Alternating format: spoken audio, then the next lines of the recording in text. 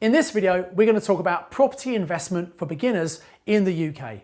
Hello, my name's Simon Zutshi. I'm the author of Property Magic, the Amazon #1 property bestseller. I'm the founder of the Property Investors Network with 50 meetings around the country, and I've been investing in property for 25 years. Now, I want to be really honest. When I first started to invest in the UK, I didn't know what I was doing.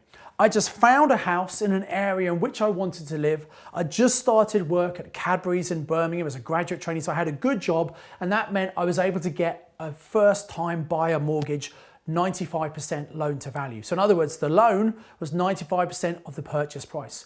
I still had to put a 5% deposit in. I had to pay my legal costs and things. That was a bit of a problem because I didn't have any money at all. I'd been a student, I was in debt. But I was able to borrow some money from a family relative. It wasn't a gift, it was a loan. I paid them back plus interest. They were really happy with that. That got me on the ladder. So if you're thinking about if you don't have your own property yet, often the bank of mum and dad, or you might have some family members who might have some cash that maybe you can borrow to get onto the ladder, and you can pay it back to them at some time in the future. The sooner you can get on the property ladder, the better. Now, you might already have your first home and you're thinking about getting into property investment in the UK. So let me share with you the basics you need to understand. And it's a big subject, but I want to give you as much information as I can in this video. So when you buy an investment property, it's different to the property you might buy to live in yourself. When you live in your own home, you get a mortgage, and that's a residential mortgage. When you get an investment property, you get a special mortgage called a buy-to-let mortgage.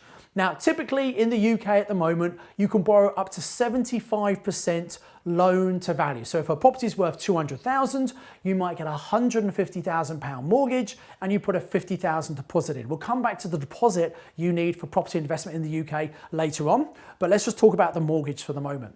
Now, a lot of people who are new to property investing, they believe that they're not going to be able to get mortgages. Maybe that's because they've already got their own house, they think they can't get a second mortgage, or maybe they haven't even got their own home yet, but they think, I don't earn enough to get a mortgage.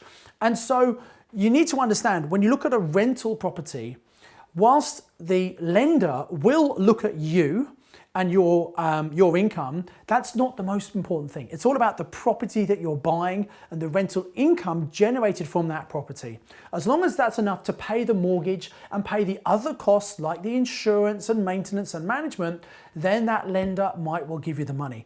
Also, a lot of people believe that it's hard to get a mortgage if you don't have experience. There are lenders right now in the UK property market that will give you a mortgage on a property in a brand new company with no track record, no experience. Moving forward as a property investor, probably buying in a company is the best structure. However, it's always a good idea to get independent financial advice based on your personal circumstance to understand what might be the best way for you to buy. But typically, buying in a company is probably right for most people.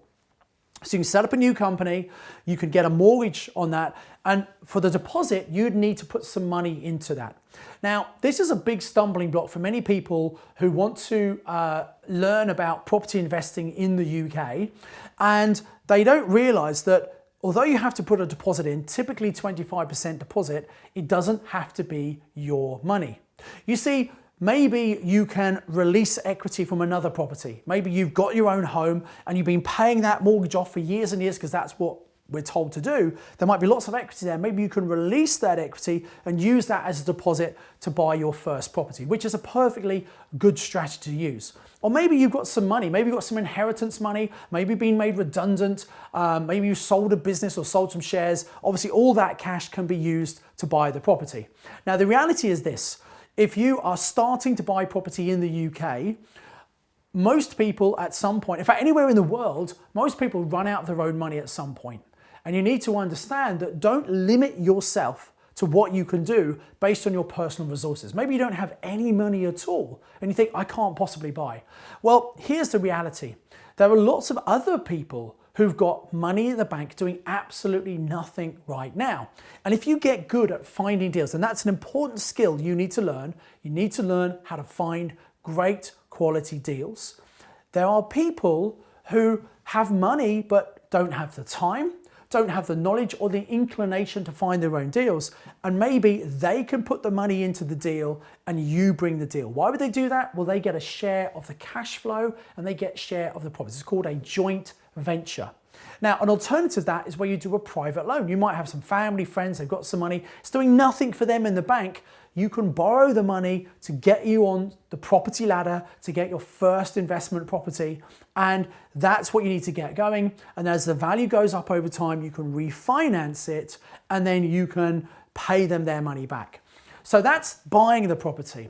Next, you need to understand about managing the property. And there's a huge amount of things you need to understand about managing property. There's lots of responsibilities. You obviously need to make sure you take the safety of your tenants very seriously. And so a recommendation for you, there is a National Landlords Association. It's called the NRLA, National Residential Landlord Association. There used to be two that have merged, but that's the new one. You could join that, I think, for less than £100. And they will give you all the information you need. They'll give you the contracts you need, the rental agreements, which are normally AST contracts. They have a legal helpline. If you have problems with tenants, you can call them up and ask them. And I don't get any commission for that. I've not got any links for that, but I suggest that's something you might look at. It's a great source of information.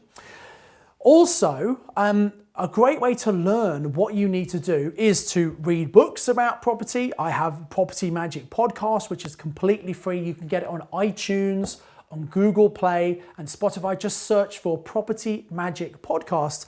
And I have well over 12 hours of free content. Every Tuesday we bring out a new edition and there's 15 to 20 minutes of great quality content, just me talking about strategies, and some are more advanced, some are beginners, but I suggest you listen to that. There's a whole load of free resource. And you know, sometimes that's a problem. If you are a beginner starting to invest in property in the UK, I think sometimes there's almost too much information out there. You get overwhelmed, you don't know what to do.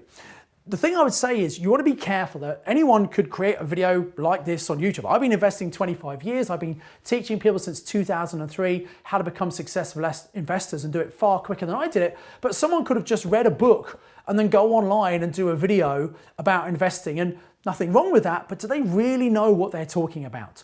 So I would make sure you're educating yourself with people who've been doing this a long time, who've seen when the market's been growing, seen when the market's been coming down because it doesn't always go up, who've got the battle scars, who've made the mistakes that most people make, so you don't have to make those mistakes. You can learn from them. So go and check out my free resources. You might want to subscribe to this channel to get these free videos every week. And if you like the video, click on like and click the bell icon as well. The other resource you should check out is the Property Investor Network meetings.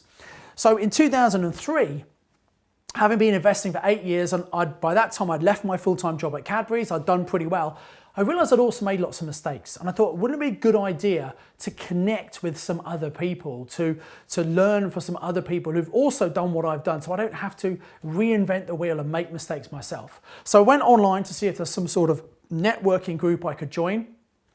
But unfortunately, there was nothing back in 2003. So back then, I set up the Property Investors Network as the very first networking meeting in the entire UK for property investors. It became very popular. We've now got 50 meetings around the country, and I encourage you to go to pinmeeting.co.uk. There's going to be a link in the description below here. And come and check out your local meeting, go along. Now, it's £20 to go to a meeting, but because you're on my YouTube channel, I want to give you a gift. There's going to be a voucher code that you can use when you go to your local meeting.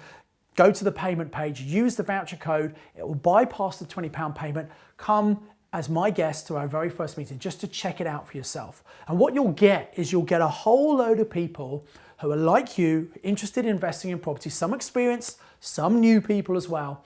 And you're going to learn from other people who are investing in your area. If other people are finding great deals in your area, it means it's absolutely possible. You just have to learn what they've done.